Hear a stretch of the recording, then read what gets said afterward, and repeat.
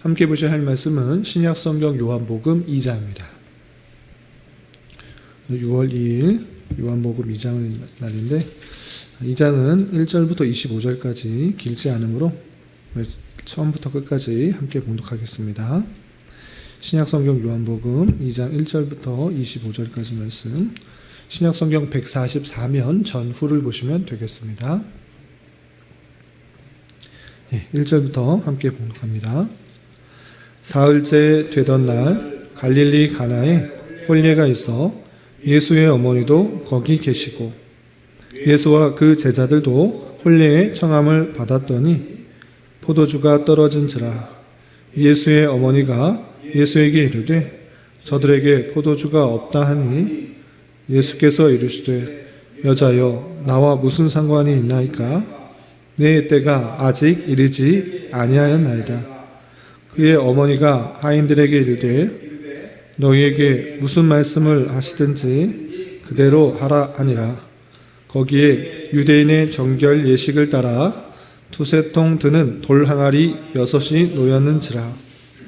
예수께서 그들에게 이르시되 항아리에 물을 채우라 하신즉 아기까지 채우니 이제는 떠서 연회장에게 갖다 주라 하심에 갖다 주었더니 연회장은 물로 된 포도주를 맛보고도 어디서 났는지를 알지 못하되 물 떠온 하인들은 알더라. 연회장이 신랑을 불러 말하되 사람마다 먼저 좋은 포도주를 내고 취한 후에 낮은 것을 내거늘 그대는 지금까지 좋은 포도주를 두었도다 하니라.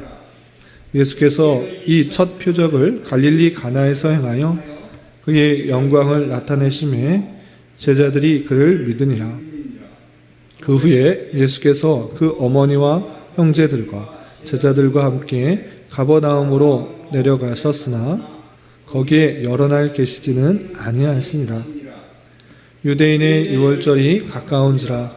예수께서 예루살렘으로 올라가셨더니 성전 안에서 소와 양과 비둘기 파는 사람들과 돈 바꾸는 사람들이 앉아 있는 것을 보시고 노끈으로 채찍을 만드사 양이나 소를 다 성전에서 내쫓으시고 돈 바꾸는 사람들의 돈을 쏟으시며 상을 엎으시고 비둘기 파는 사람들에게 이르되 이것을 여기서 가져가라. 내 아버지의 집으로 장사하는 집을 만들지 말라 하시니 제자들이 성경 말씀에 주의 전을 사모하는 열심히 나를 삼키리라 한 것을 기억하더라. 이에 유대인들이 대답하여 예수께 말하기를 내가 이런 일을 행하니 무슨 표적을 우리에게 보이겠느냐? 예수께서 대답하여 이르시되 너희가 이 성전을 헐라. 내가 사흘 동안에 일으키리라. 유대인들이 이르되 이 성전은 46년 동안에 지었거늘 내가 3일 동안에 일으키겠느냐 하더라. 그러나 예수는 성전된 자기 육체를 가리켜 말씀하신 것이라. 죽은 자 가운데서 살아나신 후에야 제자들이 이 말씀하신 것을 기억하고 성경과 예수께서 하신 말씀을 믿었더라. 6월절에 예수께서 예루살렘에 계시니 많은 사람이 그의 행하시는 표적을 보고 그의 이름을 믿었으나 예수는 그의 몸을 그들에게 의탁하지 아니하셨으니 이는 친히 모든 사람을 아시며 또 사람에 대하여 누구의 증언도 받으실 필요가 없었으니 이는 그가 친히 사람의 속에 있는 것을 아셨음이니라. 아멘. 네, 감사합니다. 오늘 말씀 읽기 본문은 요한복음 2장입니다. 우리가 어제 살펴봤던 요한복음 1장에서는 사도 요한을 통해서 예수께서 어떤 분이신지를 소개하는 그 말씀을 살펴볼 수 있었습니다. 예수님께서는 천지 창조 때, 그러니까 태초부터 하나님과 함께 계셨고 또 그 계셨던 그 말씀, 로고스가 육신이 되어서 이 땅에 오신 것이고 그를 믿는 자가 하나님의 자녀가 되는 권세를 받게 된다라는 이야기를 했을 뿐만 아니라 예수님이 오시기 전 세례자 요한을 통하여서 그 앞길을 예비했을 뿐만 아니라 예수님을 볼 때 보라 세상 죄를 지고 가는 하나님의 어린 양이다라는 증거를 했을 뿐만 아니라 그가 하나님의 아들이다라는 것을 세례자 요한을 통해서 확인받는 또 증거되는 그 말씀을 살펴볼 수 있었습니다.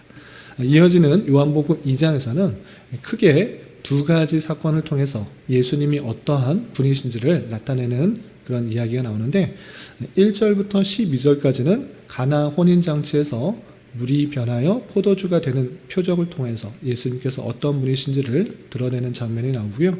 그리고 13절부터 22절까지는 성전 정화, 성전에 장사하는 사람들을 내쫓으시고 만민의 기도하는 집이 되게 하시라는, 또 성전이 누구를 가리켜서 성전을 말하는 것인지를 드러내셔서 자신이 어떤 분인지를 증거하는 그런 내용이 나옵니다. 그러면 내용을 조금 더 자세히 살펴보고 이 말씀을 통해서 또 교훈받을 것이 무엇인지 생각해보는 시간을 갖도록 하겠습니다. 우선 2장 1절부터 12절까지는 가나의 혼인잔치에 대한 이야기가 나오는데 예수님의 첫 번째 표적이 나옵니다. 어떤 일이 있었는가라고 할 때 갈릴리 가나에 혼인잔치가 열립니다. 그때 예수의 어머니인 마리아가 초청을 받게 되고 또 예수와 그 제자들도 함께 그 자리에 참여하게 됩니다. 그런데 그 혼인잔치가 한참 무르익을 때쯤 그 흥을 제일 잘 돋구어 줄 수 있는 그 포도주가 떨어지는 사건이 발생하게 됩니다. 그러자 그 자리에 참여했던 예수의 어머니 마리아가 예수께 나와서 이렇게 묻게 됩니다. 포도주가 떨어졌으니 예수여 이것을 해결해 달라, 이런 부탁을 합니다. 그러나 예수는 그 어머니의 이야기를 듣고 여자여 이것이 나와 무슨 상관이 있습니까? 내 때가 아직 이르지 아니하였습니다 라고 이렇게 말하게 됩니다. 그럼 무엇인가? 라고 할 때 여자여 라는 그 표현은 그 어머니를 무시하는 표현이 아니고 공경하는 그런 의미에 있어서의 여자여 라는 것입니다.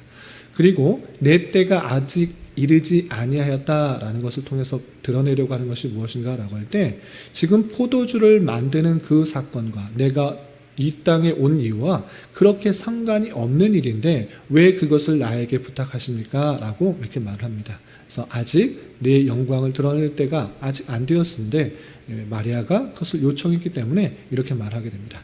그러나 마리아는 그 예수의 그 할 일들을 미리 예상하고 하인들에게 예수께서 무슨 말을 하든지 그대로 따르라, 이렇게 명령을 하게 됩니다.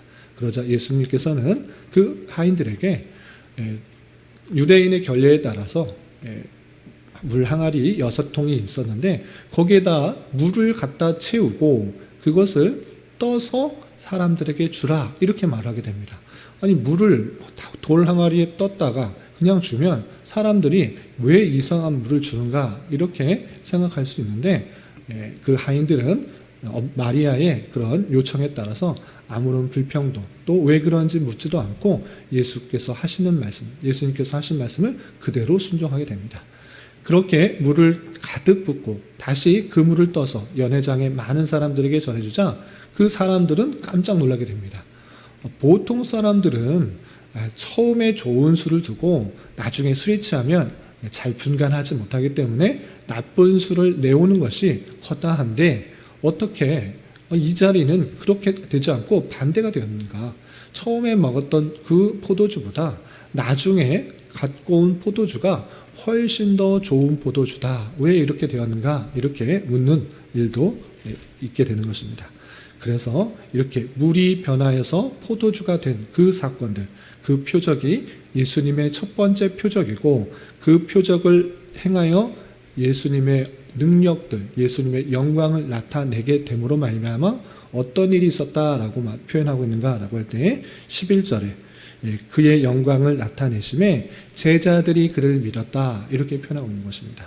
그래서 첫 번째 표적이 일어나는 것, 보통 사람이면 도저히 할 수 없는 일인데 예수님께서는 그 놀라운 일들을 행함으로 말미암아 그에게는 비범치 않은 그런 모습이 있는 것이고 또 세례자 요한이 그런 말한 것처럼 하나님의 아들 그리고 세상 죄를 지고 가는 어린 양의 그 모습들이 있구나라는 것들을 믿게 되었다라는 것을 볼 수 있습니다. 그리고 13절부터 22절까지는 성전 정화의 사건이 나옵니다. 이 말씀은 다른 복음서에서는 성경 예수님의 공생의 마지막 때쯤에 이렇게 표현하고 있는데 요한복음에서는 시간 순서에 따라 기록된 특징이 있기 때문에 이것을 예수님의 공생의 앞부분에서 밝히고 있는 것입니다. 그러면 어떤 일들이 있었는가라고 간단히 말씀드리면, 유대인의 유월절이 되면 많은 사람들이 성전에 와서 제사를 드리게 됩니다. 그것이 율법이었기 때문에 그렇게 되는 것입니다. 이때 유월절쯤 돼서 예수님께서도 성전에 들어가서 그 유대인의 율법들을 어떻게 지내는지 한번 확인하고자 그곳에 들어갔더니, 그곳이 하나님께 제사 드리고 또 하나님께 기도하는 그런 모습이 아니라 온 많은 사람들이 장사하는 그 모습들로 바뀌게 된 것입니다. 일면 율법적으로도 법적으로도 먼 곳에서 오는 사람이 흠없는 재물을 갖고 오기 어려울 때는, 그때는 돈을 갖고 와서 그 근처에서 제사 제물을 사서 흠없는 것으로 드리라라는 그런 말씀이 있기 때문에 그런 바꾸는 돈을 통해서 제사 제물을 파는 일들이 있었던 것입니다. 그런데 이제 그 모습들이 모든 사람들이 그렇게 돈 주고 파는 그런 모습으로 변했을 뿐만 아니라, 여기 성전 안에서 그 파는 제사 제물을 팔고 바꾸어주는 그 모습들이 이제 장사의 모습으로, 완전히 그런 시장과 같은 모습으로 변했던 것입니다.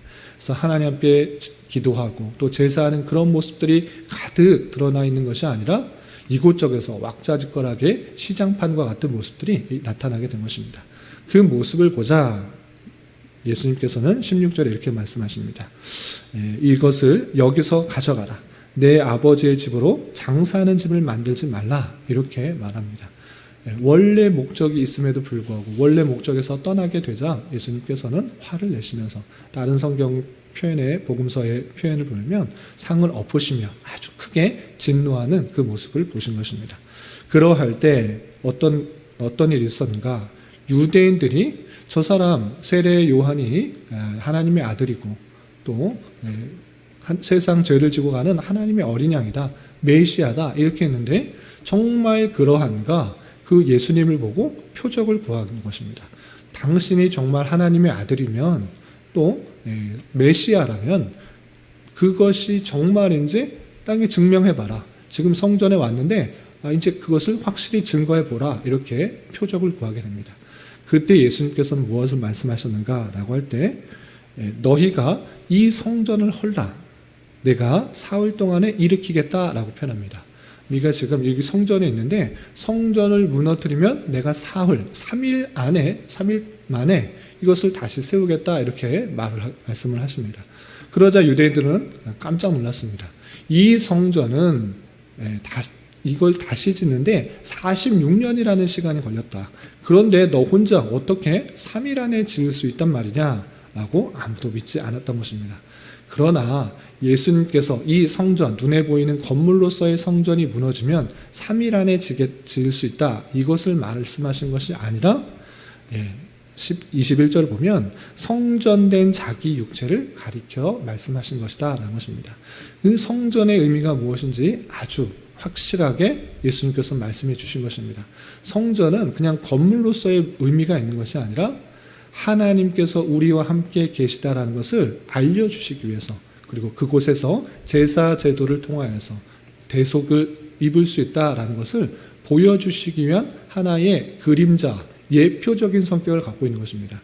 그런데 그런 의미는 전혀 알지 못하고 그런 성전 자체에 멋있고 또 웅장한 모습들, 그것에만 관심 있고 또 장사에만 관심이 있었던 모습들에 경종을 울리는 그 말씀을 하신 것입니다.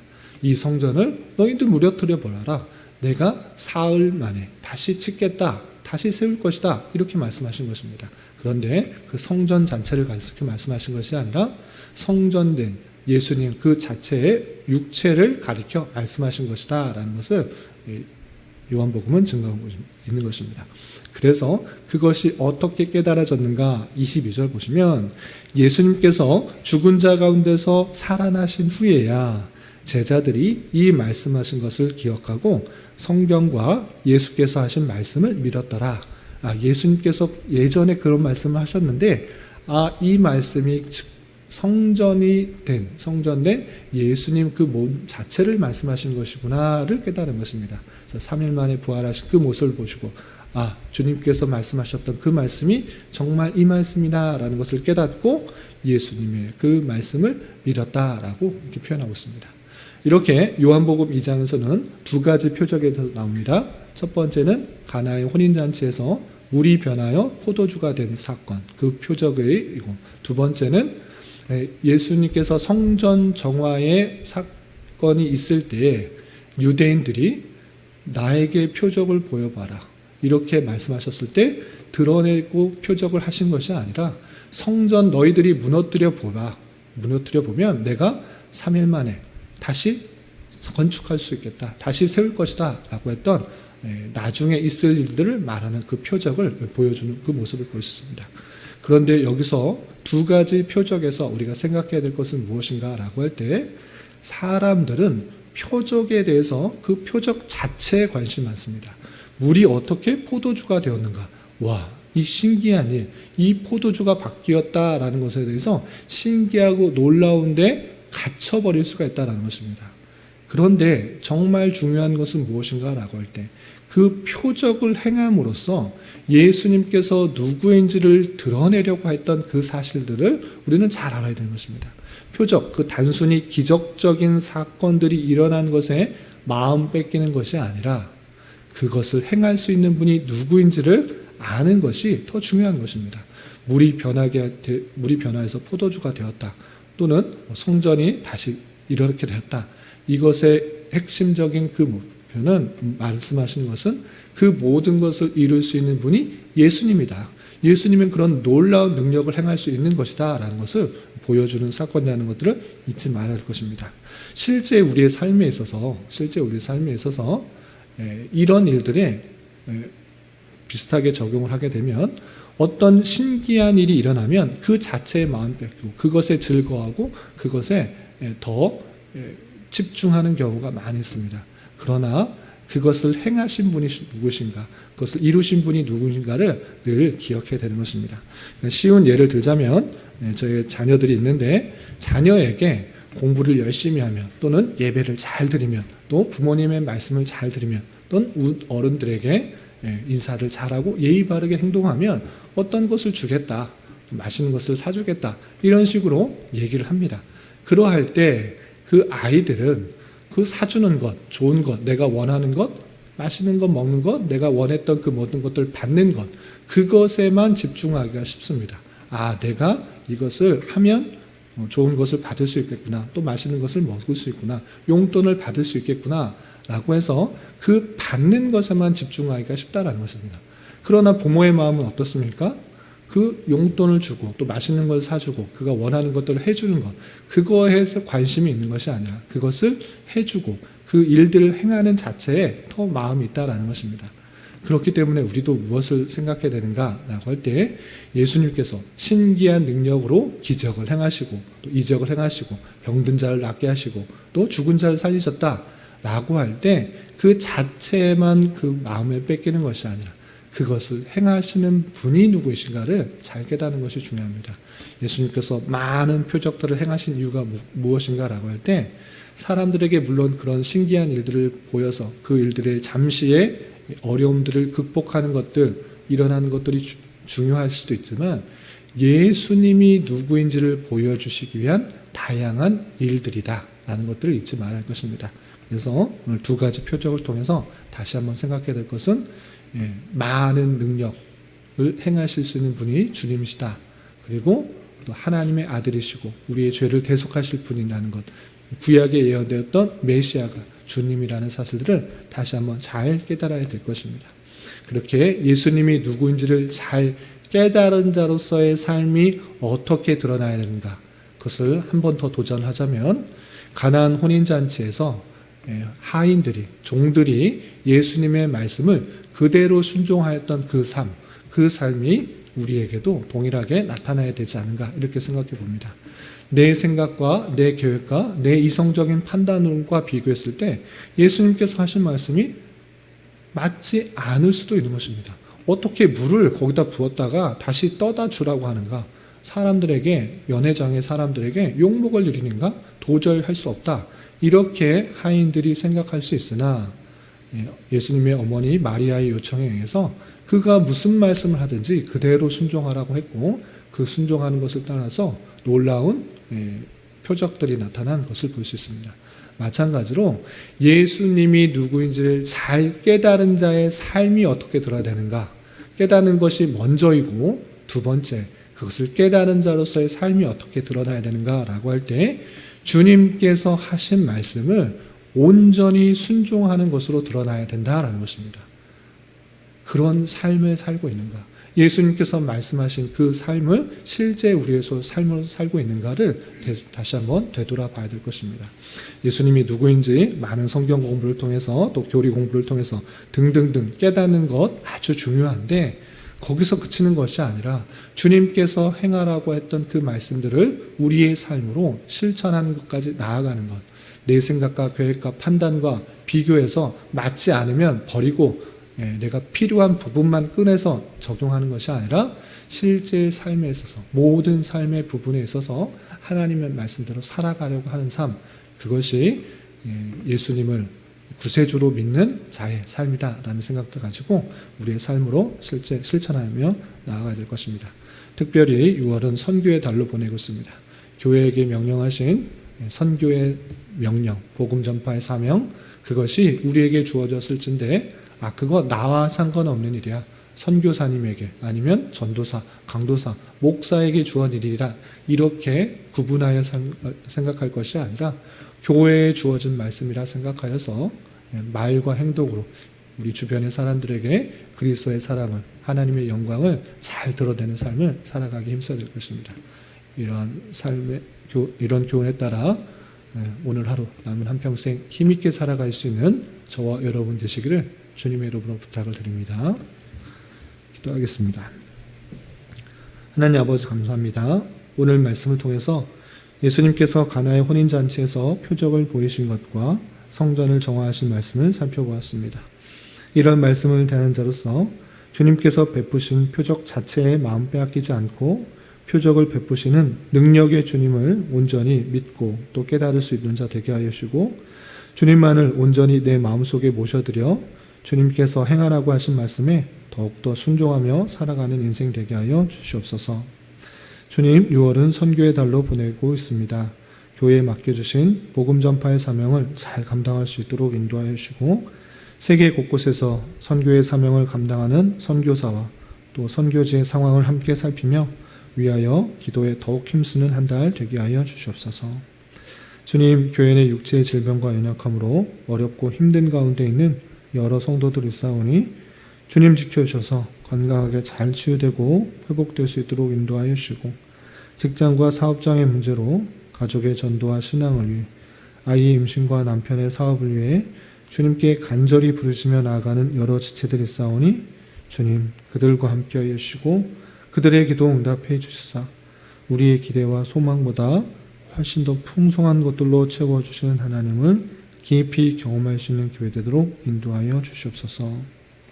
오늘 저녁에 있는 금요 기도의 시간에도 주님 함께하여 주실 줄 믿으며 이 시간 각자 간절하게 간구하는 기도 제목 주님께서 들으시고 가장 선한 것들로 응답하여 주시옵소서. 예수님의 이름으로 기도 올리옵나이다. 아멘.